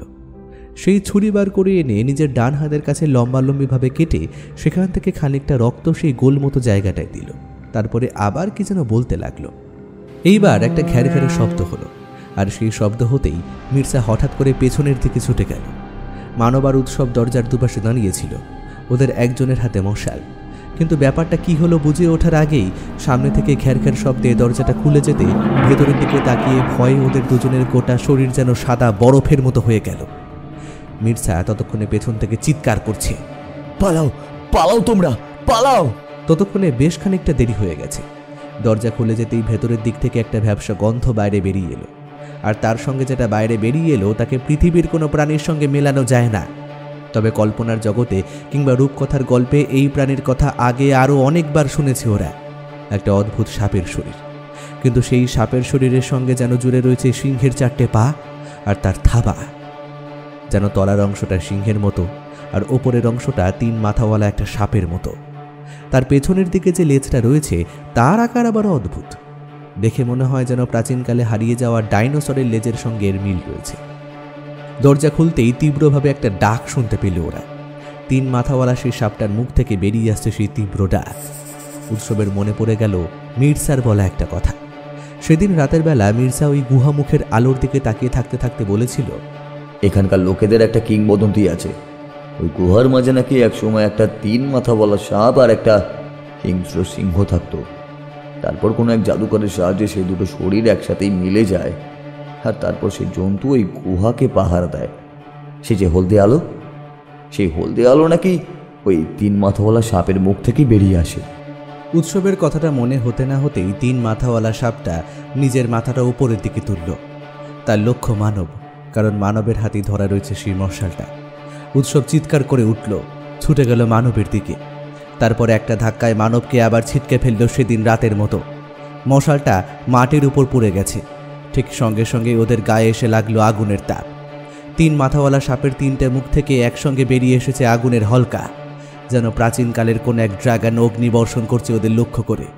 সেই আগুন এসে পাথরের যেখানে পড়েছে ঠিক সেইখানে এক খাবলা গর্ত হয়ে যাচ্ছে। পাথরে কখনো আগুন লাগতে পারে সেই কথা ওরা কখনো শোনেনি। পাথরের বুক থেকে উঠতে লাগলো ধোঁয়া। মির্জা যে কোনো দিকে ছুটেছে সে কথা ওরা জানে না। ওরা দুজনেও ছুটতে লাগলো পেছনের দিকে। পেছনে সেই অদ্ভুত দর্শন প্রাণীটা ছুটে আসছে। সাপের মুখ থেকে যে এমন গর্জন শোনা যায় সেই কথা ওরা আগে কখনো জানতো না। যেন একসাথে হাজার হাজার বাঁশি বেঁধে চলেছে, আর তার সঙ্গে মাঝে মাঝে সেই আগুনের হলকা। কি ওটা? এটা কি আমাদের মনের ভুল? মির্জা যে বলেছিল এই গুহার মধ্যে অনেক কিছু রয়েছে যেগুলো আসলে সত্যি নয়। আমার কিন্তু সেটা মনে হচ্ছে না। তাহলে মির্জা নিজে এখান থেকে পালিয়ে যেত কেন? কিন্তু কিন্তু ওকে আমরা আটকাবো কি করে? জানি না, কিন্তু কিন্তু যেভাবেই হোক আটকাতে হবে, না হলে গুহার মধ্যে আমরা মারা পড়ে যাব। ছুটতে ছুটতে অন্যদিকে চলে এসেছিল ওরা। হঠাৎ পায়ে কিসের একটা ছোক করে ছিটকে গিয়ে পড়ল মানব। তাকে তোলার জন্য উৎসব এগিয়ে এলো। এদিকটা অন্ধকার, মশাল অনেকক্ষণ আগে ওরা হারিয়ে ফেলেছিল। পেছনে জ্বলতে থাকা সেই আগুনের আলোয় ওরা সবকিছু দেখতে পাচ্ছিল। আবার সেই আগুনটা দেখা গেল, আর সেই আগুনের আলোয় ওরা দেখলো চারপাশে ছড়িয়ে রয়েছে বেশ কয়েকটা নরকঙ্কাল। কঙ্কালগুলো পুড়ে কেমন যেন কালচে হয়ে গেছে। বোধহয় এই কঙ্কালগুলো তাহলে সেই আগুনেই পুড়েছে। আবার উঠে পড়ল মানব। প্রাণপণে ছুটছে, কিন্তু গুহার পথ যেন শেষই হচ্ছে না। পেছনে সে প্রাণীটা ওদের দিকেই এগিয়ে আসছে। এদিকে গুহাটা এতটাই বড় যে প্রাণীটা ছুটে আসতে কোনো অসুবিধে হচ্ছে না। তারপরে উৎসব আর মানব একটা খাঁজ খুঁজে পেল পাথরের গায়ে। একটা খাঁজ দেখে ঝটপট ঢুকে পড়ল সেখানে। প্রাণীটা যখন ওদের সামনে দিয়ে গেল, তখন ওরা দেখতে পেল প্রাণীটার গোটা শরীরে সবুজ রঙের কিসের যেন একটা আঁশ রয়েছে। কতক্ষণ ওখানে ওরা বসেছিল মনে নেই। একসময় জায়গাটা ফাঁকা বুঝতে পেরে ওরা বেরিয়ে পড়ল। তারপর অন্ধকারের মধ্যেই হাতড়াতে হাতড়াতে এগিয়ে এলো সেই আলী বাবার গুহার কাছে। আর সেখানে দাঁড়াতে একটা আশ্চর্য দৃশ্য চোখে পড়ল ওদের। গুহার ভেতরে কখন যেন এসে পড়েছে মির্জা। ধনসম্পদের সমুদ্র কাকে বলে, ভেতরের দিকে তাকালেই বোধহয় সেটা দেখা যায়। সোনা, রূপো, হিরে, জহরত কি নেই সেখানে। ওরা যে পথে গুহা থেকে এসেছে সেই জায়গাটা তার চেয়েও বড়। যতটা চোখ যায় ততদূর পর্যন্ত ছড়িয়ে রয়েছে সোনা, দানা, অলংকার, এমনকি সোনার মোহর পর্যন্ত। পৃথিবীতে এমন কোনো ঐশ্বর্য নেই যেটা এখানে নেই। আর ঠিক সেই ঐশ্বর্যের মাঝখানে শুয়ে রয়েছে মির্জা। দুহাতে সোনার অলংকার, সোনার কয়েন সবকিছু তুলে চারিদিকে ছুড়ে দিচ্ছে আর বলছে, এই সব কিছু আমার, এই সব কিছু আমার। এখান থেকে আর কোথাও যাব না। আমি এখানকার একমাত্র রাজা, একমাত্র রাজা। ঠিক এই কারণেই কি আমাদের এখানে আনা হয়েছিল মির্জা, যাতে কোনো বিপদ থাকলে সেই বিপদটা আমাদের উপর দিয়ে কেটে যায়, আর তারপর তুমি নিজেই সমস্ত ভোগ করতে পারো। মির্জা কেমন যেন অবাক হয়ে গেল। বোধহয় ওরা এখানে চলে আসবে সেটা ওরা ধারণা করতে পারেনি। মানব তখন কেমন যেন হতভম্ব হয়ে গেছে। তারা বিপদের মধ্যে রয়েছে, আর মির্জা এখানে এসে এমনভাবে ফুর্তি করছে। তোমরা এসেছো? আমি তোমাদের কথাই ভাবছিলাম। আসলে তোমাদের ওদিকে খুঁজতে যাব বলেই ঠিক করছিলাম। তারপর তুমি তো সব কিছুই জানতে। দরজা খোলার পরে ওই বিভৎস প্রাণীটা আমাদের দেখা দেবে, তাহলে তুমি আমাদের আগে কেন বললে না?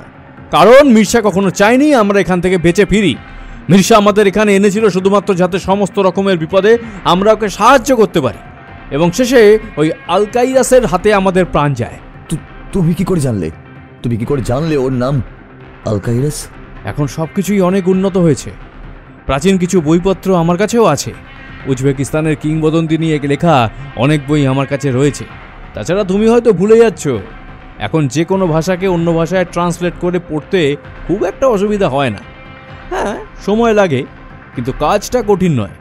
তুমি ওই দরজার মুখে মুখ রেখে যে কথাগুলো উচ্চারণ করে চলেছিলে, সেটা পুরোপুরি না বলতে পারলেও কয়েকবার যে আলকাইরাস কথাটা আসছিল সেটা আমি ভালোই বুঝতে পেরেছিলাম। আলকাইরাসকে তুমি ভোগ দিচ্ছিলে। এই দরজা খোলার একটা মাত্রই রাস্তা আছে। এই দরজা খুলতে হবে রক্ত দিয়ে, এবং তারপরে তাকে কোনো জীবন্ত প্রাণীর ভোগ দিতে হবে। এই গুহাপথে কিংবা এই রাস্তায় জীবন্ত কোনো প্রাণী নিয়ে আসা সহজ ব্যাপার নয়, তাই সহজ শিকার হলো মানুষ। তার মানে আমরা ছিলাম শুধুমাত্র শিকার? তো আলীবাবার গুহার এই গল্পটা তুমি হয়তো ভালোভাবে জানো না। হ্যাঁ, এখানে শুধু আলকাইরাস নেই, আলকাইরাসের সঙ্গে সঙ্গে সেই জাদুকর আরও একটা প্রাণী তৈরি করেছিল, যে তৈরি হয়েছিল সিংহের শরীরের ওপরের বাকি অংশটা এবং ওই 3 মাথাওয়ালা সাপের শরীরের নিচের অংশটা নিয়ে, এবং তার শরীরের মাঝের অংশ ছিল ঠিক ডাইনোসরের মতো দেখতে। তার নাম কি ছিল সে কথা না জানা গেলেও সে এইখানেই থাকবে এমন একটা কথা আমরা জেনেছিলাম। সঙ্গে সঙ্গে মানবের চোখ চলে গেল সেই বড় গুহার ঠিক ছাদের দিকে। ছাদের উপর থেকে পাথরগুলো এমনভাবে নেমে এসেছে যেন একসময় এটা উল্টো ছিল, আর তখন ওখানে ছিল কিছু ঢিপি। ঢিপির গায়ে নিজের গোটা শরীরটা জড়িয়ে রেখে যেন নিশ্চিন্তে অপেক্ষা করছে একটা অদ্ভুত প্রাণী। তার লেজ সবচেয়ে লম্বা, তার শরীরটা ততটা লম্বা নয়, কিন্তু যে কোনো একটা সিংহের আকারের শরীর তার। মানব দৃশ্যটা দেখতে পেয়ে ভয়ে ভয়ে সেদিকে তাকাতে উৎসবের চোখ চলে গেল সেই দিকে। তারপরে উৎসবের মুখে ফুটে উঠল একটা অদ্ভুত হাসি। লোভের বশে তুমি অন্ধ হয়ে গিয়েছিলে মির্জা। তাই সমস্ত কিছু ভালোভাবে না জেনে না বুঝে এখানে ঢুকে পড়েছ। দরজা খোলার পর যাদের ভোগ দেওয়া হয় তাদেরই আলকাইরাস গ্রহণ করে, কিন্তু ভোগ না পেলে আলকাইরাস এখান থেকে মুক্ত হয়ে বেরিয়ে যায় বাইরে। তাকে আটকানোর জন্য এই দরজা আটকে রাখতে হতো। আসলে এই সম্পদ পাহারা দেওয়ার জন্য আলকাইরাস এবং আরও একজন এখানে থাকে। আলকাইরাস এখান থেকে চলে গেলেও সে কিন্তু এখান থেকে যায়নি, বরং সে অনেকক্ষণ ধরে অপেক্ষা করছে তোমার জন্য। ওই সম্পদ যারই হোক না কেন, ওই সম্পদের রক্ষা করতে ওরা আছে। তাই ওই সম্পদ নিয়ে তুমি কেন, কেউই এখান থেকে যেতে পারবে না। কথাটা বলে উৎসব পেছনের দিকে ঘুরল। এই জায়গাটা অন্ধকার থাকলেও সোনা দানা সবকিছু সম্পদে এমনিতেই আলোকিত হয়েছিল। তার উপর ওদের হাতে জ্বলছিল সেই মশালটা। এখন সেই মশালটা নিয়ে ওরা পেছনে ফিরল। মির্জা কিছু বুঝতে পারল না। তারপর সেই বন্দুক তুলে বলল, তোমরা কি ভেবেছো? তোমরা এখান থেকে পালাতে পারবে? আরে তোদের মারার জন্যই তো আমি এখানে এনেছি। আর কাইরাস তোদের মারেনি তো কি হয়েছে? আমি তোদেরকে মারবো। বন্দুক তুলল মির্জা। মানব পেছনে ঘুরে এই দৃশ্য দেখে অবাক হয়ে গেল। মির্জার বন্দুক সোজাসুজি রয়েছে উৎসবের দিকে। উৎসবের যেন কোনো দিকে লক্ষ্য নেই। যত দ্রুত সম্ভব এই গুহার মধ্যে থেকে সে দরজাটা পেরিয়ে বাইরে বের হতে চায়, কারণ ততক্ষণে সে দেখতে পেয়েছে গুহার দরজাটা যেন আস্তে আস্তে ঘর শব্দ করে বন্ধ হচ্ছে। মানব, তাড়াতাড়ি পালা!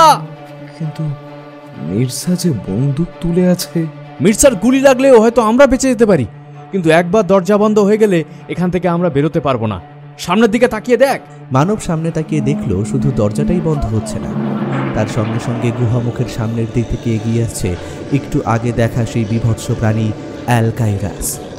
তার মুখ থেকে বেরিয়ে আসছে তীব্র শব্দ, আর সঙ্গে সঙ্গে ঠিক পেছনের দিক থেকে শোনা গেল আরও একটা শব্দ, যেটাকে সিংহের গর্জন বললে ভুল হয় না। ওরা ছুটতে লাগলো দরজার দিকে। পেছন থেকে মির্জা গুলি চালালো। প্রথম গুলিটা উৎসবের কাঁধের উপর দিয়ে চলে গেলেও দ্বিতীয় গুলিটা লাগলো তার হাতে। ছিটকে গেল উৎসব। তারপর কোনো রকমে উঠে দাঁড়িয়ে মানবকে নিয়ে সামনের দিকে ছুটতে লাগলো। আলকাইরাস দরজার অনেক কাছে এসে পড়েছে। মানব আর উৎসব কোনো মতে দরজার এক পাশ দিয়ে গলে বাইরে বেরিয়ে গেল। আলকাইরাস ঢুকে গেল ভেতরে, আর সঙ্গে সঙ্গে দরজাটা বন্ধ হয়ে গেল। কিন্তু দরজা বন্ধ হওয়ার আগে ভেতর থেকে রক্ত জল করা একটা চিৎকার ভেসে এসেছিল মির্জা। ওরা পেছনে তাকিয়ে দেখেছিল মির্জার হাতের রিভলভারটা পরপর 3 বার গড়িয়ে উঠল, কিন্তু কোনো লাভ হলো না, কারণ গুহার ছাদে দেখতে পাওয়া সেই বিভৎস প্রাণীটা ততক্ষণে ঝাঁপিয়ে পড়েছে তার দিকে। সিংহের মতো তার মুখ থেকে বেরিয়ে আসা লম্বা লম্বা সাদা দাঁত এক কামড়ে মির্জার ঘাড় থেকে ছিঁড়ে নিল তার মাথাটা, আর ওর শরীরটা রিভলভার ধরা অবস্থায় এলিয়ে পড়ল সেই সম্পদের উপর। লাল রক্তে ভিজে যেতে লাগলো হলুদ রঙের সোনা। এরপর অনেক কষ্ট করে ফেরার পথ ধরেছিল উৎসব আর মানব। তারপর সেই পাহাড় থেকে নেমে মরুভূমি থেকে বেরিয়ে আসা, এই সমস্ত করতে করতে অনেকটা সময় লেগে গিয়েছিল। গুহার মাঝেই গুলিটা বার করে নিয়েছিল উৎসব হেসে বলেছিল, প্রথমেই তোকে বলেছিলাম, লোকটাকে নিয়ে আমার সন্দেহ হয়েছিল। লোকটা খুব একটা সুবিধের ছিল না।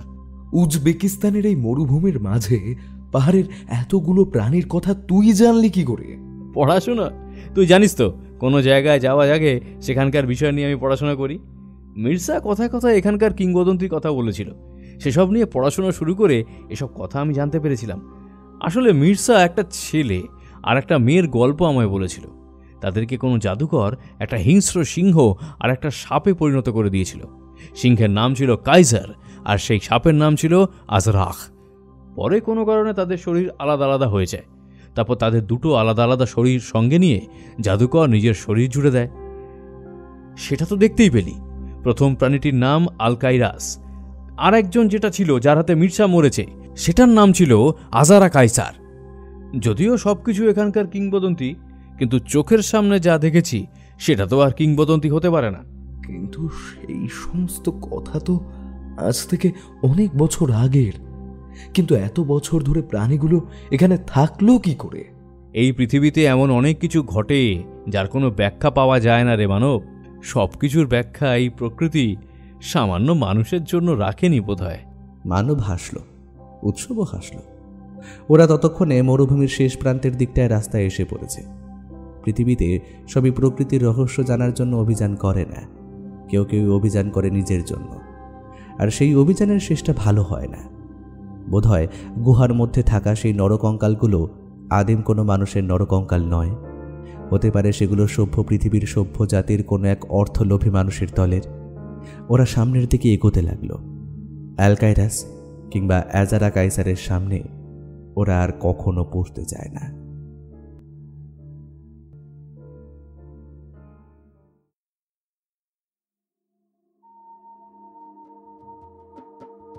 শুনছিলেন লেখক সুকান্ত দাসের কলমে মানব উৎসব সিরিজের গল্প আল-কামিনের গুম্ফা।